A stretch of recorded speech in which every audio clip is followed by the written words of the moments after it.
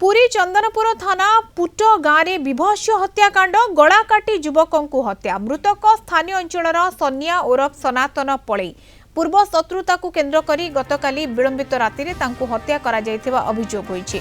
गतकाली सनातन निज कुड़िया घरे शोइथिबा बेले 2 ରୁ 3 जण दुर्वृत्त मारणास्त्र जोगे तांको उपरे अतर्कित भाव आक्रमण करथिले।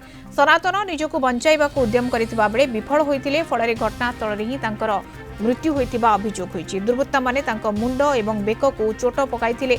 परे सनियाक मृतदेह को निकटस्थ एक जोर रे फिंगी चंपट मारिथिले बोली कहा जाउछि। अभियोग परे पुलिस घटनास्थल रे पहुंची मृतदेह जबत करबा सहित व्यवच्छेद पई पठाई तदंत आरंभ करिछि।